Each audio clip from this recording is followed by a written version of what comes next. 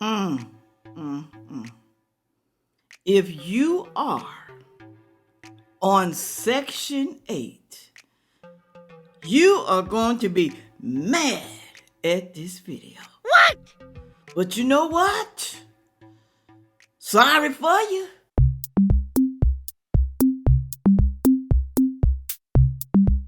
Hello, everyone. Thank you for stopping by to see me today. Ooh, y'all saw that intro. Some of y'all gonna basically what I'm trying to say. Y'all gonna be mad at some of the videos that I have to show you today. And I'm talking about the people who's been getting Section 8, mostly their whole entire life. Like I keep saying, don't want to do better in life, just want to stay idle and accept government funds all your whole entire life. And then you pass it on down to your children. You pass it on down to them. Because they looking at you and they think that is the best way to live. The best way. Let's get over on the taxpayers. Let's do it. Well, when y'all see these videos, you're going to be pissed off, some of y'all. And some of y'all probably going to say, hell yeah. I agree with every last one of those videos. Hell yeah. Whew. Let me tell y'all, I got a new cooking video coming on the channel. It's going to either be today or Tuesday. It's going to be Tuesday. I'm going to put it on for Tuesday, okay? Probably 3 p.m. So make sure you're going on over there and look at it. Now, I'm going to pull up this first video. This is J.D. Vance. You're soon to be vice president. And then I'm going to play the other ones. This one lady, she is point on. She is amazing. Some of y'all about to get caught. Basically, that's what I'm saying. Some of y'all have been doing fraud for years. But they got a plan for you. A plan. Ask somebody, because I know somebody who got caught. Ask somebody. All right, here we go. Come on, JD. Tell the people. Tell them what's going to happen. You are, and I am. What agencies or departments of government would you start with? Yeah, that's a good question. I haven't thought about that, actually. I think you got to start with fraud in what you might call the welfare system. Okay, so Section 8 housing.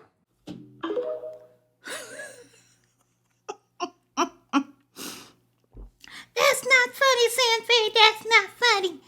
People need their benefits. They need them. So y'all thought y'all was going to be able to live on Section 8 forever. You should be able to stay there no matter what. Just do the bare minimum so I can't get kicked off. He said there's welfare fraud, Section 8 fraud. People are frauding the system. He ain't lying. He ain't lying. He's talking about the people who are frauding the system. Okay. Now, I know a lot of y'all going to say he's going to get rid of Section 8. That ain't what he said. He said fraud. Section 8, fraud, getting rid of it. That's what he said. So take heed to that. If you know you frauding the system, take heed. All right?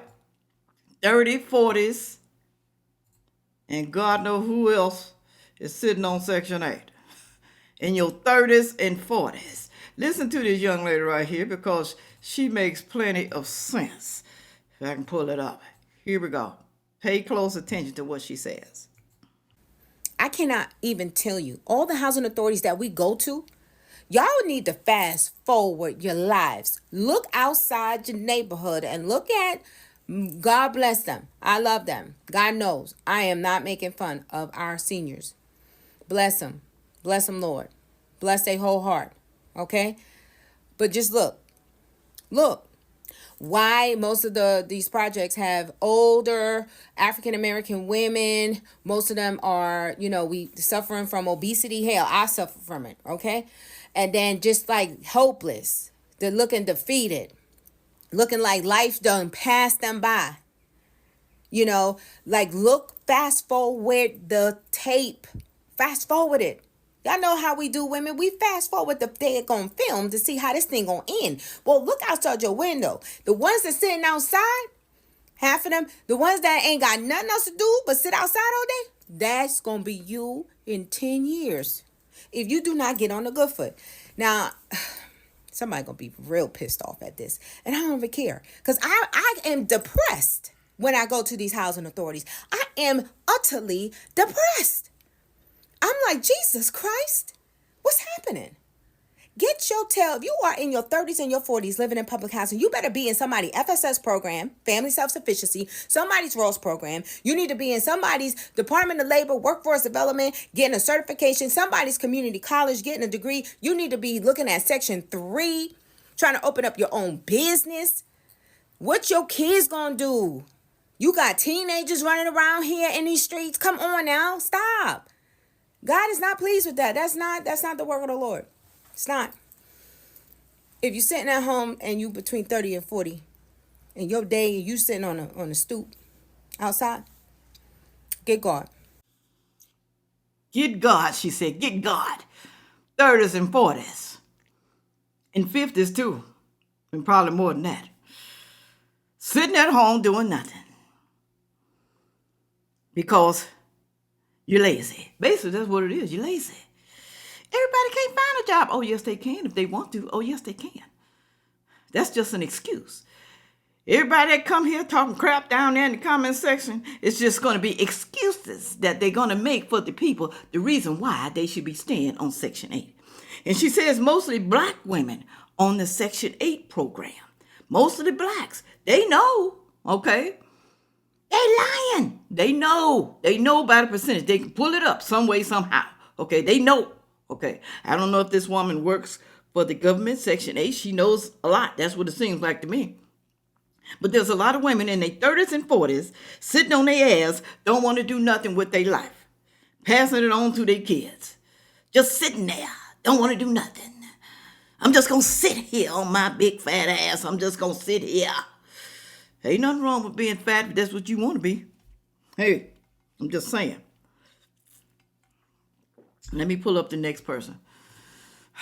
Don't be acting stupid down there in that comment section. That's all I'm going to say. Keep your comments on the topic only. Now, the next video I'm pulling up right here now is a young lady. She works for the system. Sorry, I'm just spitting.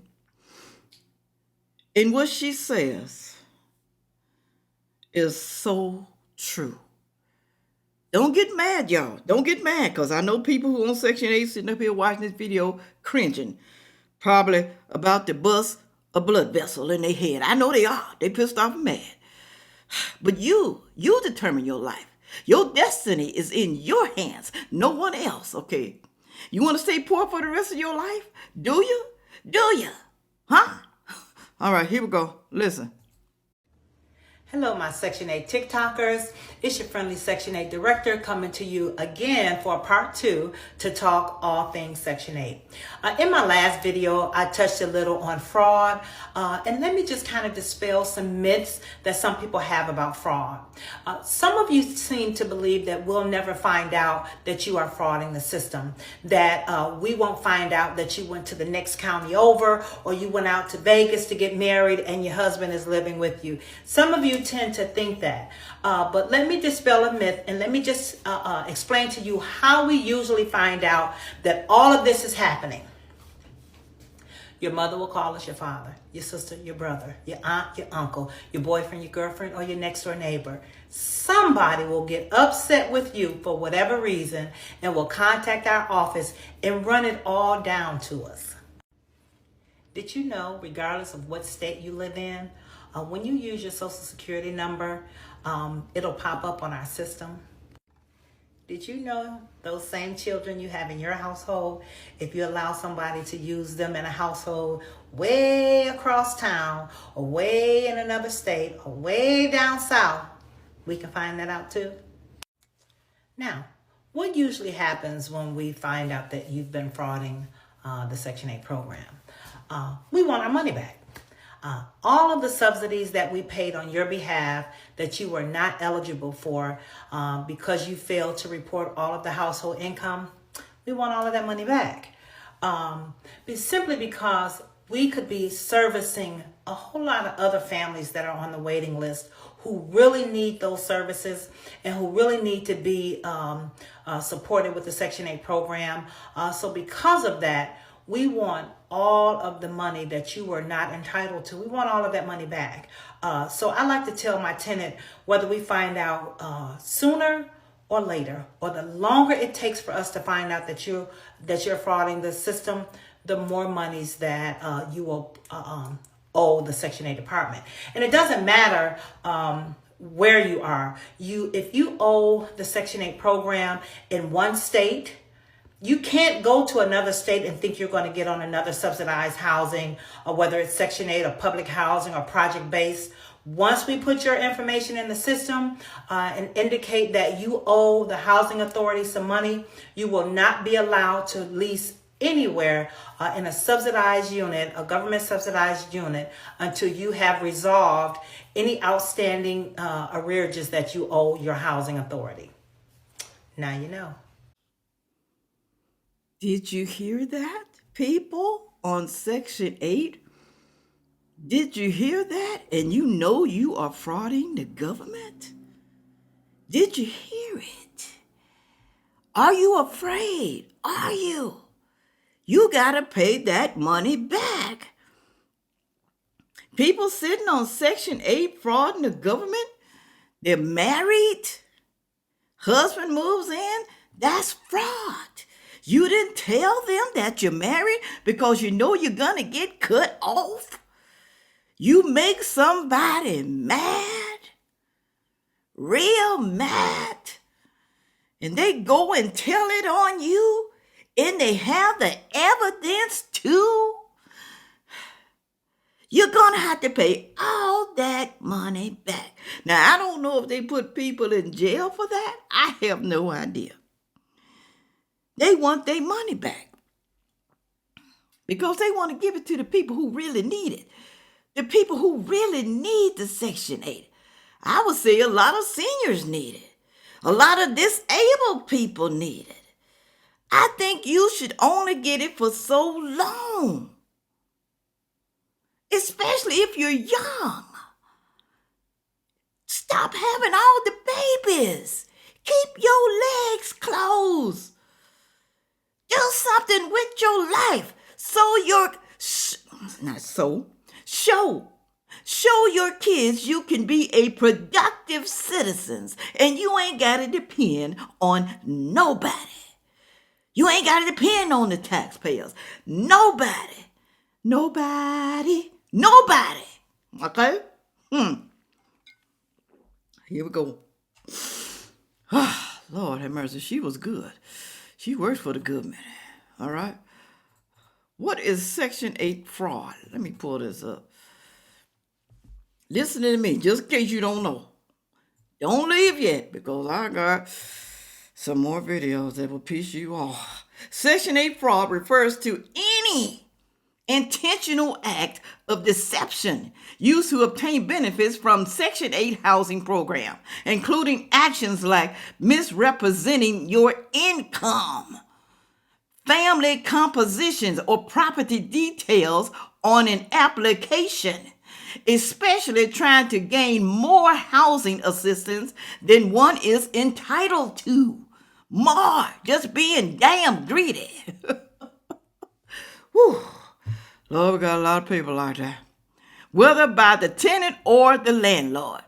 This can involve providing false information, omitting crucial details like I'm married, okay?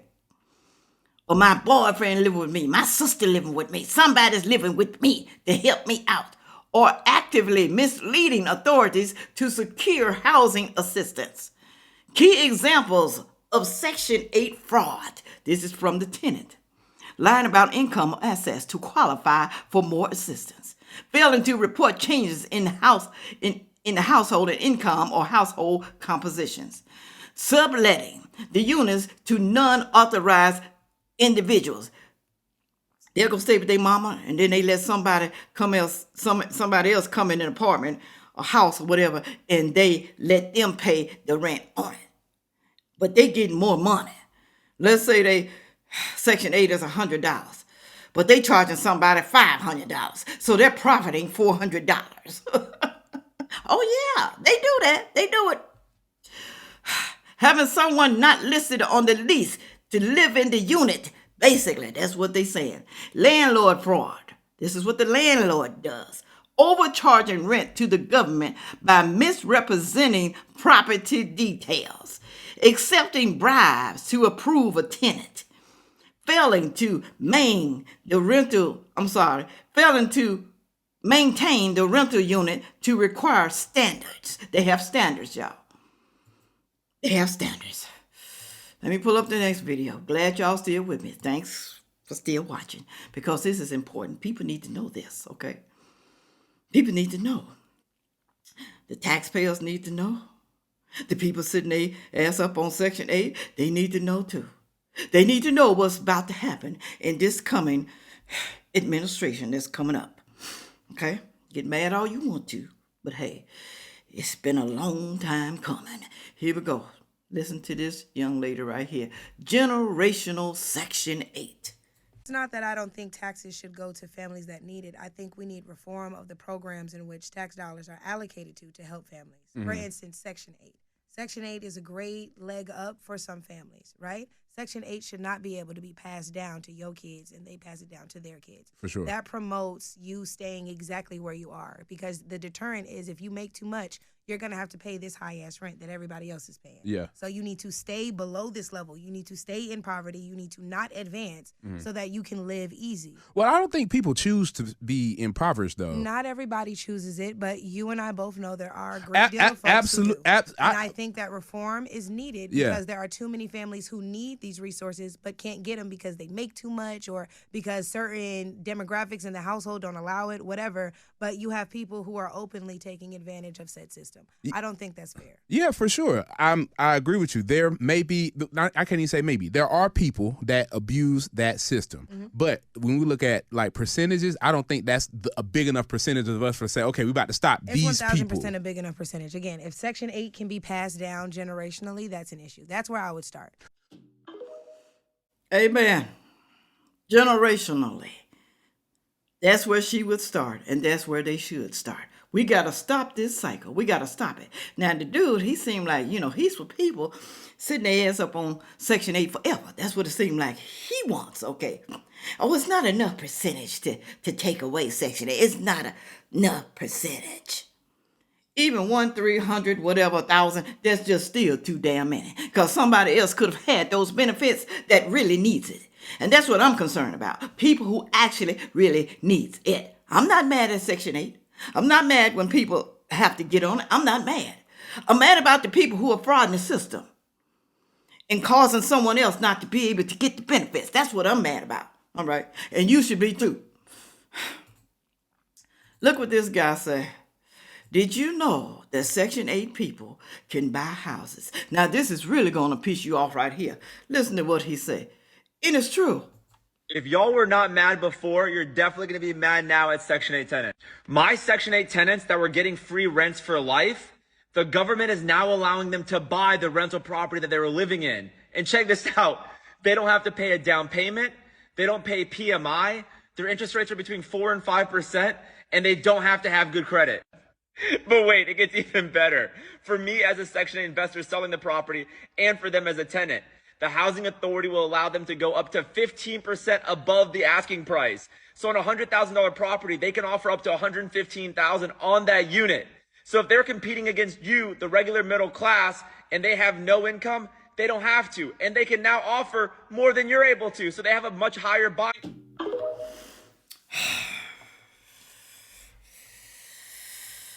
Tell me that don't make you mad. You struggling. You saving for years and years and years to buy a house. And then here comes somebody who's getting money from the government and they don't have to make a down payment at all. They don't even need credit. Matter of fact, hell, they don't even really need income because the government is going to help them pay for their house. What type of mess is that? What? You okay with that? Are you people, are you okay with that?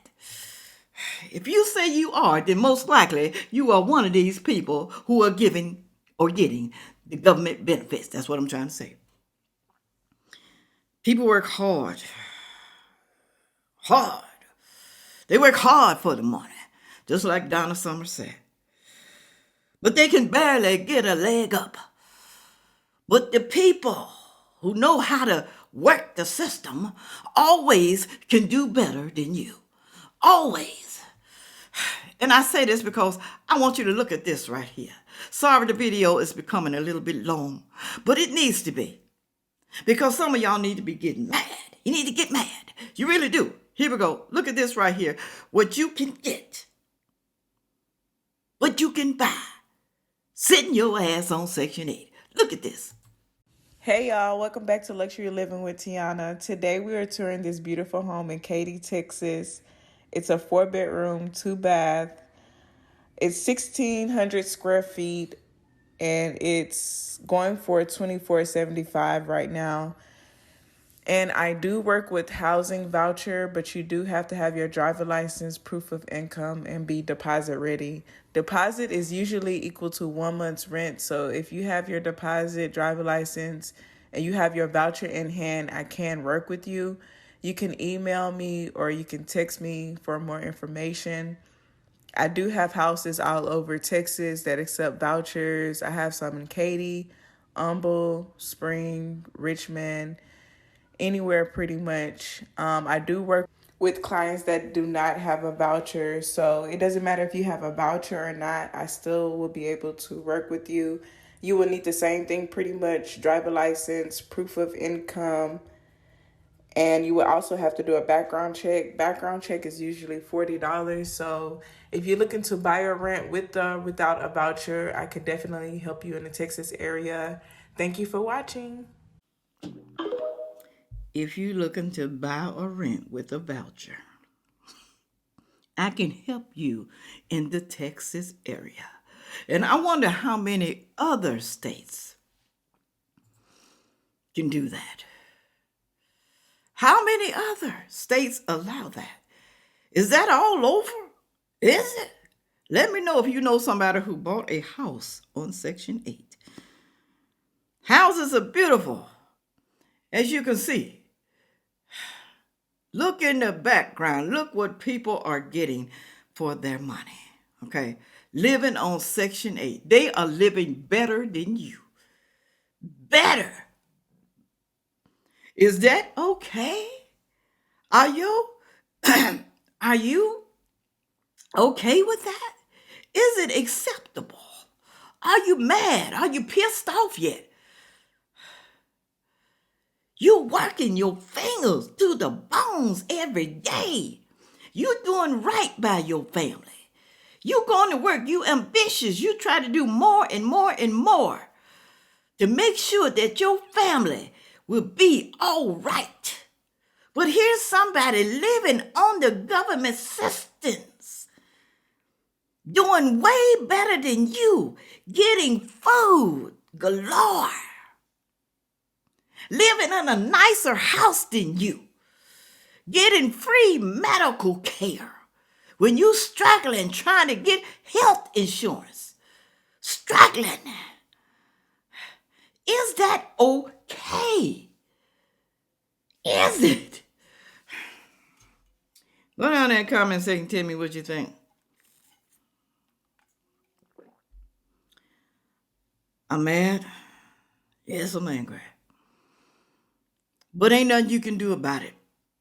But maybe just put the right politician in there to do something about it. It's coming, people. I'm telling you, people sitting on government assistance is coming. Okay?